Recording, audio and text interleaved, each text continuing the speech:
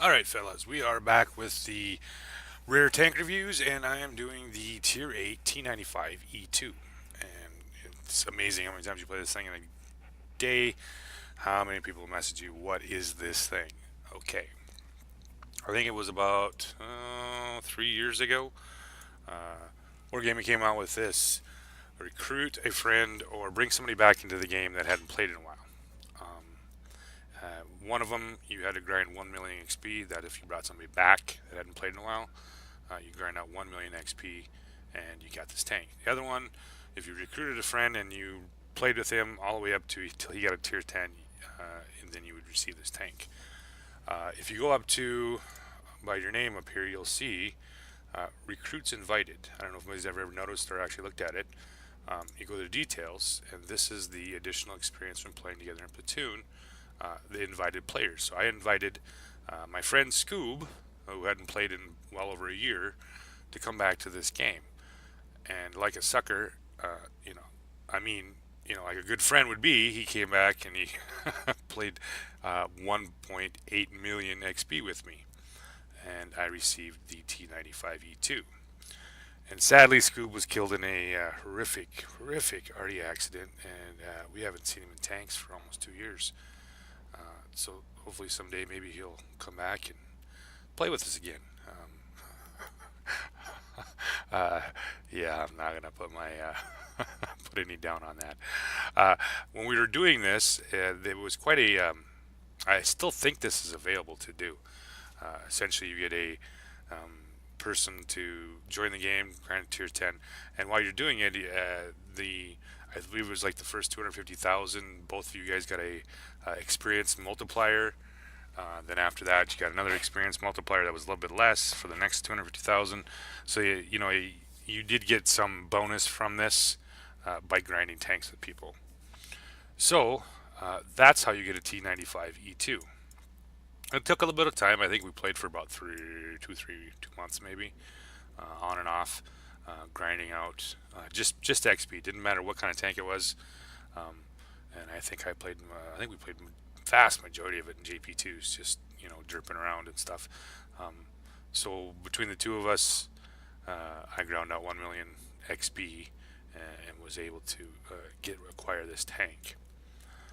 So now that you know how to get it, if you really want it, you can. So I still think it's available if you want to spend the time and effort to do it. It's an entertaining little tank. So let's do the history of this thing. 1954, 1955, the U.S. military wanted to replace their M48 tank, and they developed two tanks. One was the T95 and one was the T96. One had a bigger gun. Obviously, the 96 had a heavier gun with a 105 millimeter, and the T96 had a different turret. Now, these were pretty advanced tanks. Some of these had they used a cord armor with fused silica in it, which was one of the first, plus a gas turbine engine and a few other ones. So this was quite a bit of advancement. This is actually what the tank looks like. So it was built. I believe there was 9 prototypes built. Now this is just the regular T95E1. What we have in game is the T95E2, which was this hull with a M48 patent turn on top because they had the same turn ring. So they put a 48 patent turn on the top of it. There was every one of them, all the prototypes, I believe, were a little bit different. So the 95E1 changed. Here's the E2 with the 48 M48A2 patent and the 90 millimeter. Once again, the E3 had the same patent, T54E2 turn, but it had 105 millimeter. This one was the turn from the 96 with 105 millimeter, and the 95E2 at 105. So yeah, there was, let's see here, 12. They're actually only, I believe they said 9 built. This shows up to 12. These were never built. Obviously, they were the extension of possible changes in prototypes. So not only was it a prototype to replace M48, obviously it was a testing bed for a number of different things, from chassis to the ridiculous number of diesel engines, gas turbine engines. Um, so, you know, as a test bed just for that. Same with fire control, quite a bit of different things, and of course the armament, everything from the 90 millimeter all the way up to the 120 millimeter. So, what was interesting about this, all right, so we know it's a T95E2. With this one right here, with the appearance of the 120 millimeter rifled gun, it was decided to be installed on two of the T95E4s, and it was going to be designated the T95E6. What's interesting about that, because actually the T95E6, so this is the E2 with the patent turret and the 90 millimeter. One of the reward tanks for Tier 10 was the T95E6. Same hull as the E2, but this one has the T96 turret with a 120 millimeter cannon. So yeah, very odd. I will be doing a review on this too. This is another one of those oddball tanks you don't see. This is one of the clan reward tanks a couple years ago. I think before the 121B, after the 907, I believe. So this was the fourth reward tank, and I'll do a review on this too at a later date. So, you know, out of this series of the T95 series, we actually ended up with two of them in game. The other one was being the E6. So what is special about this tank? Not a whole hell of a lot, other than the fact I honestly really think that Wargaming really didn't do much, because this tank came out first, and then shortly after that, here came the Type 59 patent. Yeah, pretty much just a little bit of a redraw as far as I'm concerned. So, back to the E2. What is interesting about it? Okay, so average damage 240. It's very comparable to the Pershing. You know, so it's a little bit lower slung tank, but not a whole lot. I mean, and it doesn't quite, I don't think it has the same gun depression as the Pershing. No, it's got 1 degree less gun depression, so it's a little bit different. Still has a 90 millimeter, 240 average damage, 180 pen, 181 pen. Not the best, and you'll see in the game I'm constantly flipping back and forth between regular AP and the heat shell, which is around 250 pen. 6.33 set reload, 2200 average damage. Not the best at tier 8 by no means, but not bad.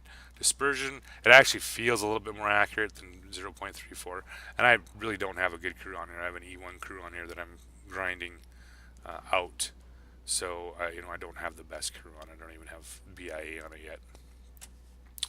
2.16 aim time, negative 9 degrees gun depression, 1500 hit points. The turret armor is actually the best part of the tank, and you will bounce some shells, mostly mediums, light tanks on the heavy tanks, not gonna have much problem. Of course, you still have the big cupola on the top, which is relatively easy to pen. Yeah, that's what it's got going for it. Now, the actual hull armor is somewhat trolly. It does, you know, have 114 hull armor, which is well sloped. So up here, yeah, you're going to get an odd bounce. What's kind of nice is how far it's tucked back underneath these tracks, and you have a tendency of the enemy players have a tendency to actually nail the track more than the hull. You notice how the hull is kind of recessed and the track extends out past the hull. So it does, you know, it can be kind of trollish like that sometimes. Lower plate still not good, but you know, what are you gonna do? It's like every tank in the game, you know. Side armor 50, side armor the 76 on the side of the turret armor, and 19 millimeters in the back. So yeah, once again, just don't get shot, right? 37 tons, 560 horsepower. Top speed is 56. Traverse speed's 38. It is mobile. I mean, to me, it seems more mobile than the Pershing. So it does get out and move a little bit better than the Pershing, in my opinion. So yeah, it does have that. Concealment, yeah, not the greatest. 449. That's with coated optics, and I don't even have the first BIA or any of the skills on it. So this, like all typical all American mediums, you're going to end up with pretty good view range on this tank. But if you throw a good crew on here for view range, I'm guessing probably 475 by the time you get done with the BIA and a few recon and a few other skills. 475 plus probably. Signal range is great, no problems there.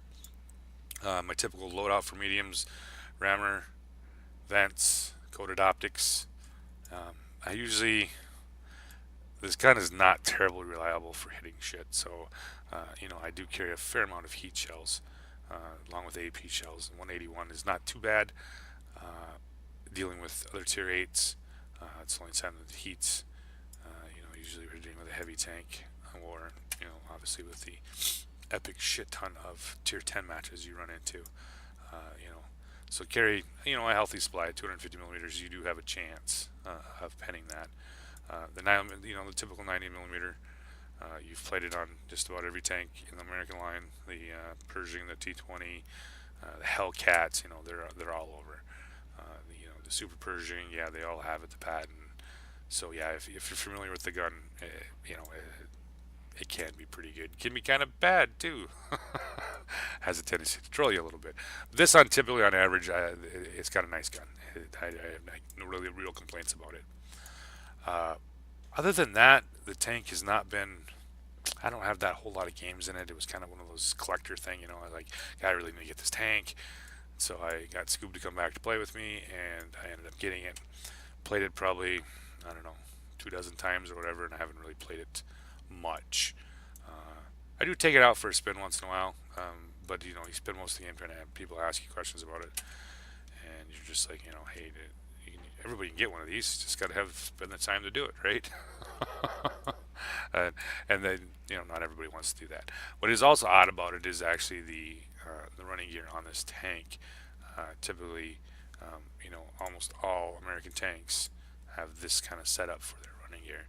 This one is odd, more like a Russian style or even the German style road wheels compared to the typical American tank. It's obvious that they're all pretty much the same. This one's got a little different kind of running gear. It's obviously because it was a different kind of hull. So I'm going to bring you a game in this tank, and you guys can watch me. Did I win that one? Yeah, I did win that one. Never mind. We did win that game. As for a moneymaker, it's not bad. A typical game. If you don't sling a whole bunch of heat, just use the typical AP. Win. Once again, you get over 2k damage. You're gonna make probably 50k.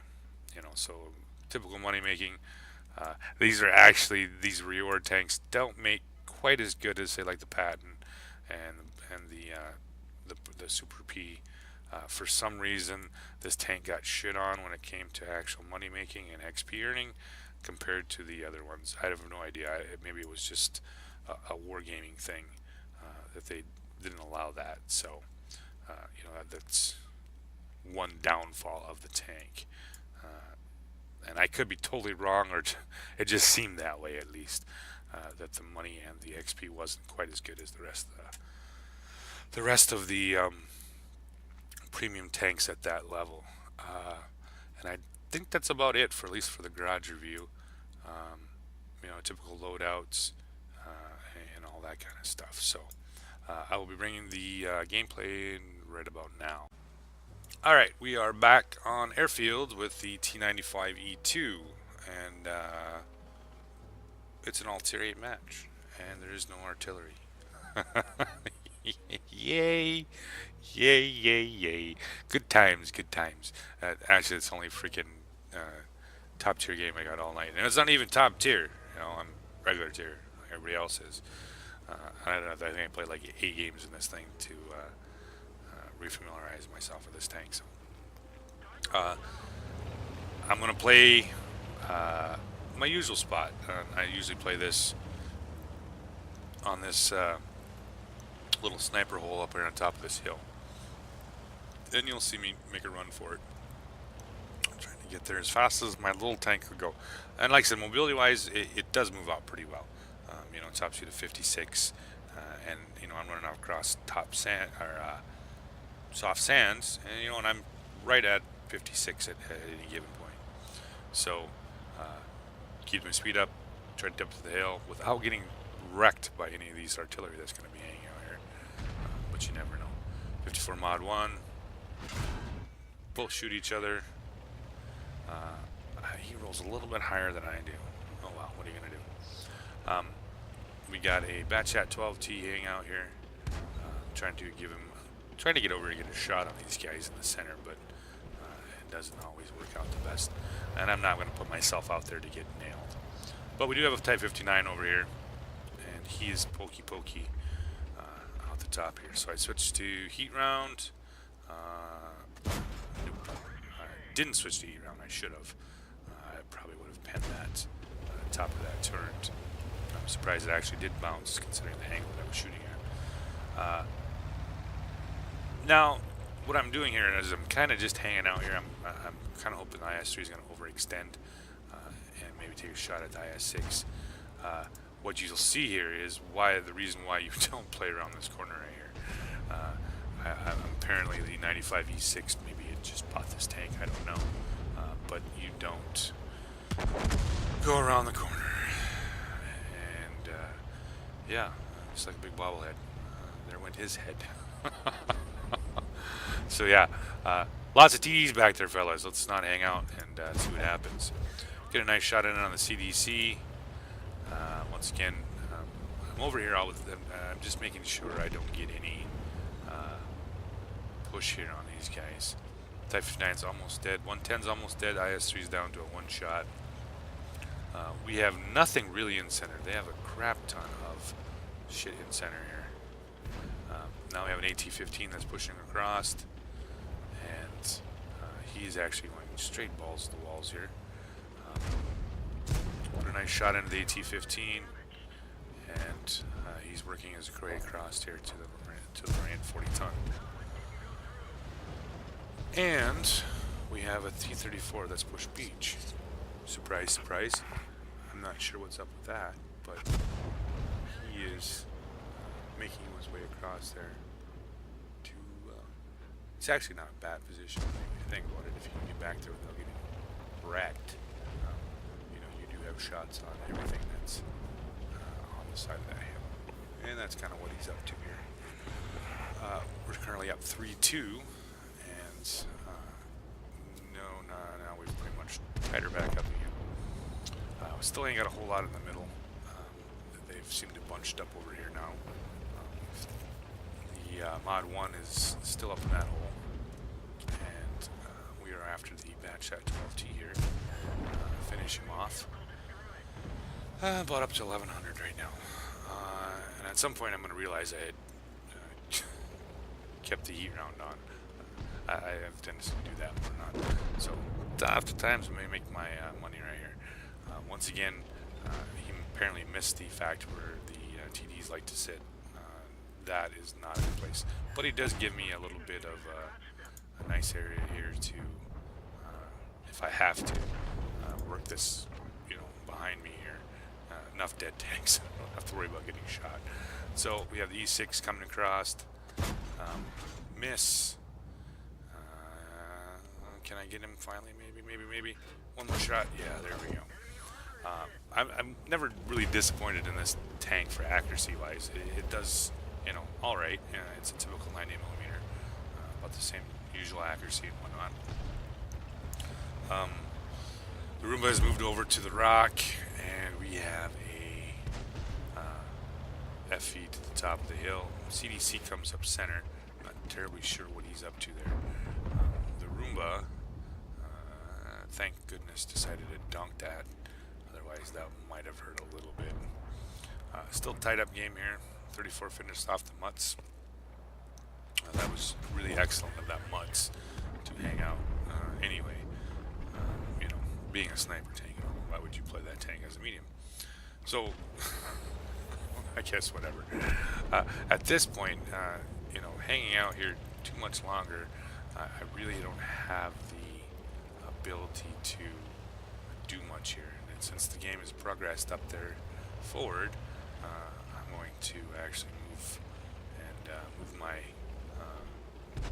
move ahead a little bit. I've been trying to get hold of this the Ryan Metal over here. He's kind of playing pokey pokey with me here, and I've been really wanting to finish him off. So he's got kind of maybe no, he's got no shot, but I don't get the shot. So screw it, I'm out of here. Drop off the hill. I know we still have three TDs back on that back line, and I have an IS-3 here. So this Tiger 2, he's kind of suffering. He's going to need some help here. Switch to the premium shell again, and I'm back here on the IS-3. I was hoping to get a side shot on him, but he actually spotted me, so I'll take the 10 millimeters of armor that he has over top of his turret. Now I've backed him down. Hughes is in position to shoot him in the ass, so I'm just going to leave it to him. So we have a Strev, an AMX, and of course, the Ryan Metal in the back. Now our TDs are finally moving up, so this is going to make it a little bit interesting. I killed the IS-3, and I'm more interested in killing this RHM right here.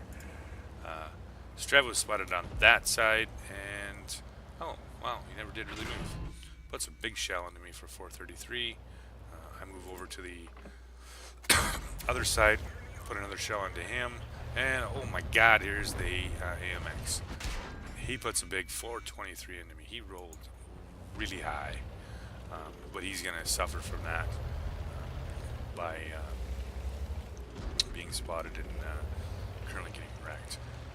So, Strev in front of me.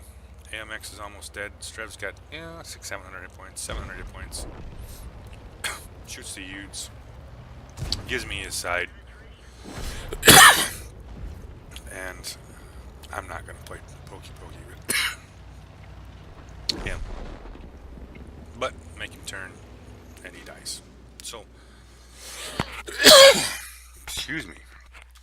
Hope you guys enjoyed the replay, and I will be bringing some more of these rare